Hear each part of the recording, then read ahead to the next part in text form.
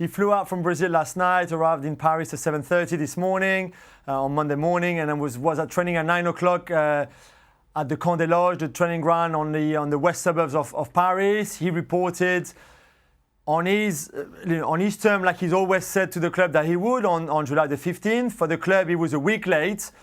He had a chat with Leonardo, the sporting director, where Leonardo mentioned that incident to him and said that there would be a sanction, there would be fine.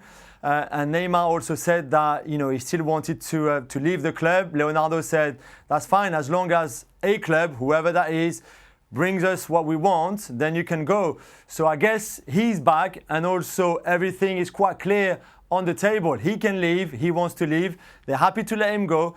We just need someone to bring the money to PSG. Jules, we discussed on yesterday's show the comments that he made while in Brazil when asked about his favourite locker room moments. He mentioned two, winning the Olympics, and it was the second one really that grabbed the headlines when he played for Barcelona and, of course, was so key in their victory with PSG. I'm just wondering how those comments have gone down amongst, well, the players and the fans. Quite badly, Dan. To be fair, the reaction was, as you can expect, to be fair, very negative, and a lot of anger from a lot of PSG fans who then, on social media, but also on phone in, on radio and things like that, voiced their anger and saying, you know what, if that's really what he said and that's really how he feels, then there's no way back for him. He can't play again for our club, because that's an insult to PSG. That's a humiliation for our best player, our number 10, the most expensive player that we've ever bought, how much we pay him, etc., etc. For him to say something like that at this stage, in his context as well, with everything happening around him, and this summer with the transfer window and all of that, for him to say that was taking it too far. And I think that if he stayed, and he might still be staying at Paris next season, he would have a love to be forgiven for by the fans, because again, that didn't reflect very well on him. But we know how fickle fans are, Jules. Scores a hat-trick, first couple of Champions League games, well, after he's back from his suspension, and then he's fine. But is he not just telling the truth?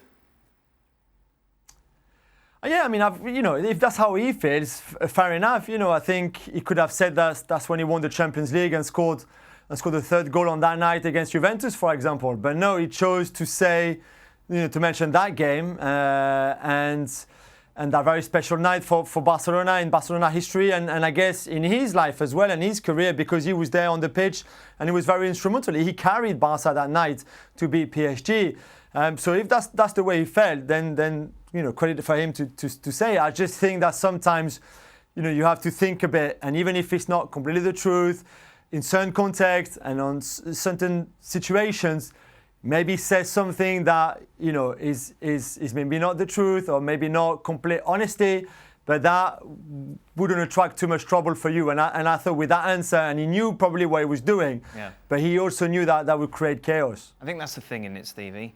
He is media savvy enough to know that those comments would reverberate and would cause the problems. Yeah, and the worrying thing is not just about what people would think, but the worrying thing is if nobody can come up with the money, certainly Barcelona can't come up with the money, he's going to have to stay there. And this is not going to work. The only way it would work is for him to be smart, get his head down, work hard on the field, do all the things that a normal professional would do well on the field, and then that way you get out of the club. Yeah. But he's shown he's not that clever, and this will go horribly, horribly wrong.